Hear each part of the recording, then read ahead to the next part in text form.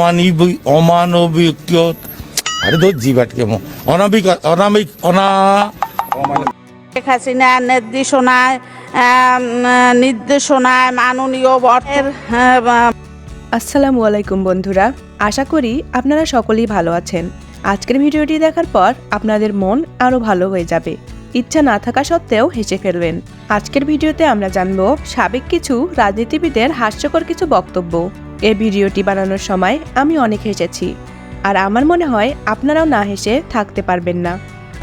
এই পবিত্র ঈদ উল আজহার নামাজের জানাজা পবিত্র ঈদ উল নেতা, মন্ত্রী, রাজনীতিবিদদের সাধারণ মানুষ নির্বাচন করে আসনে বসায় দেশের উন্নতির জন্য, কিন্তু সেই নেতা মন্ত্রীরাই যদি অশিক্ষিত, চোর, চরিত্রহীন হয়, তাহলে দেশের অবস্থা কি হতে পারে সেটা নিশ্চয়ই আপনারা বুঝতে পারছেন।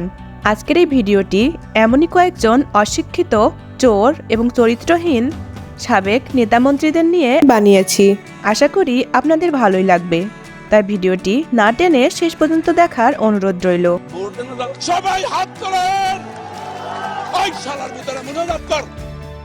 আমাদের আজকের তালিকায় প্রথমে রয়েছেন সংসদে সংরক্ষিত মহিলা আসনের সাবেক সংসদ সদস্য লুৎফুন্নেছা।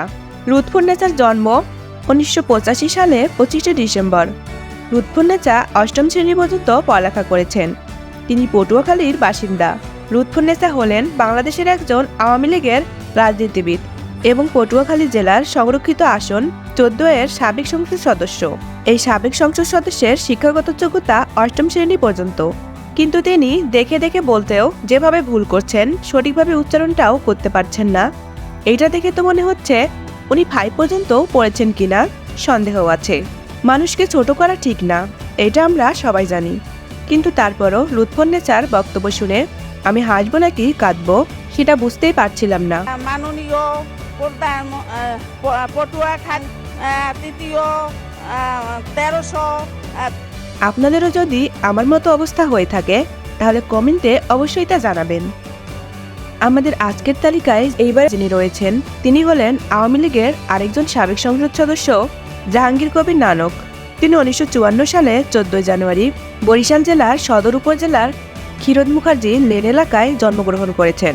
তিনি আইন বিষয়ে স্নাতক ডিগ্রি অর্জন করেছেন। নানক একজন রাজনীতিবিদ যিনি বর্তমানে বাংলাদেশ আওয়ামী লীগের সভাপতিমণ্ডলীর সদস্য এবং ঢাকা 13 আসনের সাবেক সংসদ সদস্য। জাহাঙ্গীর কবির নানক রাজনীতির সঙ্গে সক্রিয়ভাবে যুক্ত। তিনি যুবলীগের সাবেক চেয়ারম্যান ও ছাত্রলীগের সাবেক সাধারণ সম্পাদক ছিলেন। তিনি বিনা প্রতিদ্বন্দ্বিতায় 2008 ও 2014 সালের নির্বাচনে ঢাকা 13 আসন থেকে সংসদ সদস্য নির্বাচিত হন। নানক 2009 সালে শেখ হাসিনার দ্বিতীয় মন্ত্রিসভায় স্থানীয় সরকার, পল্লী উন্নয়ন ও সমবায় মন্ত্রণালয়ের প্রতিমন্ত্রীর দায়িত্ব পালন করেছেন। তার শিক্ষাগত যোগ্যতা আইন বিষয়ে স্নাতক ডিগ্রি হলেও তিনি একটি আলোচনা সভায় বক্তব্য দিতে গিয়ে বক্তব্যের 12টা বাজিয়ে দিয়েছিলেন। তিনি পবিত্র ঈদ উল আজহার জানাজার নামাজ পড়িয়ে দিয়েছিলেন। এই পবিত্র ঈদ উল আজহার নামাজের জানাজা পবিত্র ঈদ উল ফিতরের নামাজ। আমাদের এইবারের তালিকায় রয়েছে পশ্চিমবঙ্গের সাহিত্যিক মনোরঞ্জন ব্যাপারী। অমানবিকতা কথাটি উচ্চারণ করতে গিয়ে দাঁত ভেঙে যাচ্ছিল যেন তার। অমানবিক আরে তো জিবাট কেমন অনাবিক অনামিক অনা মনোরঞ্জন ব্যাপারীর জীব এমন অমানবিক হলে কিছুটা অনাবিকতা হতেই পারে। আমাদের আজকের তালিকায় এবারে রয়েছেন কুড়িগ্রামের প্রাথমিক ও গণশিক্ষা প্রতিমন্ত্রী জাকির হোসেন।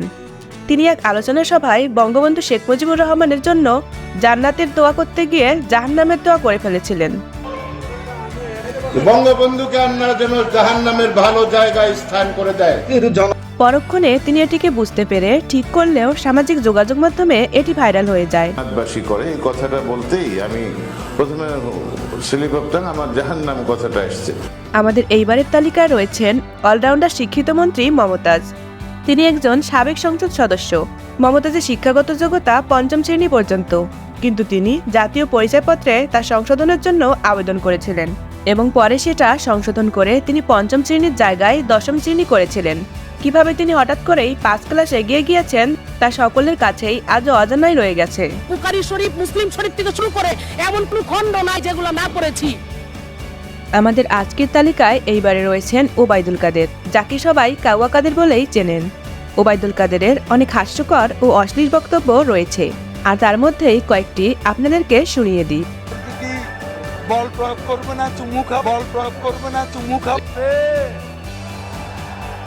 হবে খেলা আমাদের কাছে স্মার্ট বাংলা। আমাদের আজকের তালিকায় এইবারে রয়েছেন একজন মহিলা সংসদ সদস্য।